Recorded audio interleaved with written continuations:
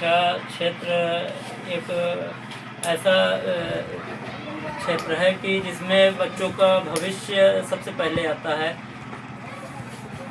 कभी हम लोग भी पढ़ते थे तो उस चीज़ की जानकारी नहीं होती थी। जब हम लोग शिक्षक बने तब शिक्षक की गरिमा महसूस हुई और बड़ा अच्छा लगता है हम लोग को पढ़ाने में, बच्चों को पठन पाठन करने में। 2016 से 2010 वर्ष होने वाले हैं आगामी समय में। आपको कई प्रकार की समस्याओं का भी सामना आप लोगों को करना पड़ा। उन समस्याओं से निकलते हुए आज अपने विद्यालय में आप बच्चों को उच्च स्तर तक पहुंचाने में सफलता अर्जित की। आपके विद्यालय के ऐसे कितने छात्र हैं जो भारत सरकार द्वारा आयोजित परीक्षा जैसे नवोदय विद्यालय हो गए, सैनिक विद्यालय हो गए, इनमें से कितने विद्यार्थी हैं जो चयनित हुए हैं अभी तक आपके यहाँ? हमारे विद्यालय से अभी तक 2016 से वर्तमान सत्र तक में 3 छात्र नवोदय में चयनित हुए हैं। सबसे पहले उपेंद्र साकेत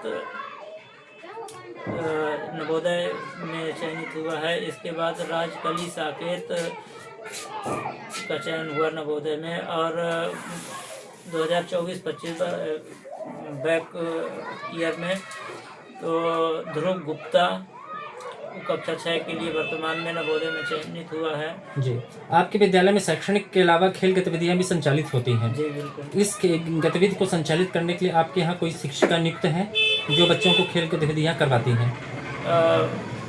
हमारे स्कूल की शिक्षिका नजमीन अंसारी बच्चों को खेल के लिए प्रशिक्षित करती हैं। भविष्य में चाहूँगा कि इनको BPEd जो खेल की डिग्री होती है वो भी आप दिलाने का प्रयास करें। वो भी दिलाने की कोशिश जैसे बच्चों को बच्चों को उच्च गतिविधियां भी प्राप्त हो सके स्पोर्ट की। ठीक है मैडम, नमस्ते। नमस्ते। आप यहाँ पे बच्चों को क्रीड़ा क्षेत्र में प्रबल बना रही हैं जी। कैसा अनुभव होता है मैडम जब इस क्षेत्र में आदिवासी बच्चों को जो बेचारे कुछ खेल गतिविधियों के बारे में वही पुरानी गढ़ा गेंद वगैरह से आपने उनको अन्य गतिविधियों में अलग प्रकार की दिशा दी? जी सर, बहुत अच्छा फील होता है क्योंकि जब हम अपने टाइम पे थे तो हमें मौका मिलता था खेलने का, बट हम लोग ऐसे बैकग्राउंड से थे ना कि हम लोगों को खेलने आगे जाने दिया जाता था एज अ लड़की। तब से मैंने ठान रखा था कि अगर मैं टीचर बनती हूँ तो मैं तो बच्चों को बहुत लेके जाऊंगी। पहले जहाँ मैं जॉब करती थी मायके में, वहाँ भी मैं बच्चों को लेके गई, वो भी स्टेट तक जाते थे।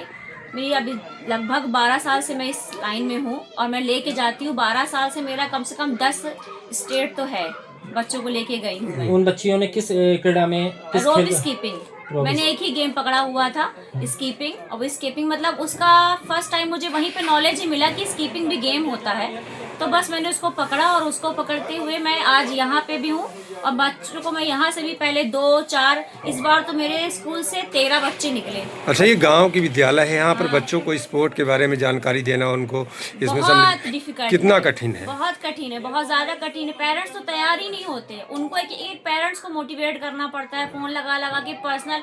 और पेरेंट्स ये भी बोलते हैं कि अगर आप जाएंगे तो हम बच्चों को भेजेंगे। तो फिर क्या दिक्कतों का सामना भी करना पड़ता है। फिर वहाँ जहाँ पे ड्यूटी वगैरह लगती है उनकी भी बहुत ज़्यादा सिफारिश वगैरह करना पड़ता है कि हमारे स्कूल से ज़्यादा बच्चे जा रहे हैं तो प्रयास करिए कि हमारी भी मतलब नौकरी वहाँ लग जाए, कुछ समय के लिए वॉलेंटियर बन के हम लोग जाएं तो कोशिश सफल रहती कुछ हद तक। एज ए स्पोर्ट टीचर आपका क्या आगे का क्या प्लान है बच्चों के लिए? मैं तो चाहती हूँ सर कि मेरा स्कूल इसके नाम से ही जाना जाए, स्पोर्ट्स के नाम से ही जाना जाए। और हर प्रकार से एक ही गेम नहीं, स्टेट हम लोग उसमें कबड्डी में भी स्टेट है और बच्चे सांसद ट्रॉफी वगैरह भी खेलते हैं, वो भी जीते हैं, उसमें भी फर्स्ट। कुश्ती में जा चुके हैं, मतलब संभाग तक तो बहुत सारे गेम्स में जा चुके हैं। तो इसमें बालिकाएं कितने प्रतिशत इस खेल गतिविधि में रुचि लेती हैं? इसमें तो 100% बालिका ही इंटरेस्टेड है, लड़कों को बल्कि बहुत घसीटना पड़ता है। अच्छा, अंतिम प्रश्न है मैडम आपसे कि खेल गतिविधियां करा लेना सबकी बस की बात नहीं होती। जी। आपने जैसे सर ने बताया कि आगामी समय पे आप उच्च शिक्षा उससे संबंधित आप ग्रहण करेंगी। अभी तक आप खेल गतिविधियों को कराने के लिए किस माध्यम का प्रयोग करती हैं अपने आप को प्रशिक्षित होने के लिए? सर पहले तो मैं खुद उनको अपने वीडियो वगैरह आते हैं बहुत ज़्यादा, और कुछ हम लोग जब जाते हैं तो हर साल कुछ ना कुछ पॉइंट आउट नोट करके लेके आते हैं कि ये हमारे में कमी है। क्योंकि हम लोग जब वहाँ जाते हैं तो बहुत सारी कमियाँ हमें दिखती है कि हमारे पास अभी ये कमियाँ हैं। फिर बच्चों के पास उनके सामान का अभाव होता है, जैसे रस्सियाँ जो होती है वो बहुत कॉस्टली होती हैं।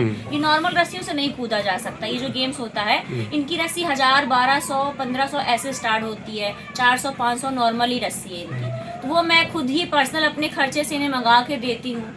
कई बार जो बच्चे सक्षम है तो वो ले लेते हैं, जो नहीं ले पाते तो उनको मंगा के देना अच्छा सर, पड़ता है। 26 जनवरी आ रही है, गणतंत्रता दिवस इस वर्ष हमारा पूरा भारत देश मनाएगा। जी। इस अवसर पे आप अपने विद्यालय की तरफ से बच्चों को और स्वतंत्रता आंदोलन में शामिल हुए शहीदों को क्या संदेश देना चाहते हैं?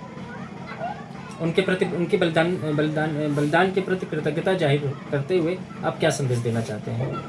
मैं अपने बच्चों को शिक्षा के साथ साथ अपने देश के लिए समर्पित होने की भावना दूंगा कि देश हमारा कहाँ था, कहाँ से कहाँ हुआ। आज अनुसंधान के मामले में हुआ है, तो हम सब चाहेंगे अपने बच्चों से को सिखाएंगे कि अपने देश के लिए अच्छा से अच्छा कार्य करें, ताकि हमारा देश और ऊंचाई तक पहुँचे। देश हमारा प्रथम हो। देश हमारा प्रथम हो, अच्छी ऊंचाई में जाए हमारा देश। यही संदेश अपने छात्रों को और शुभकामनाएं प्रेषित करें। शुभकामनाएं इसके साथ दूंगा उनको। ठीक।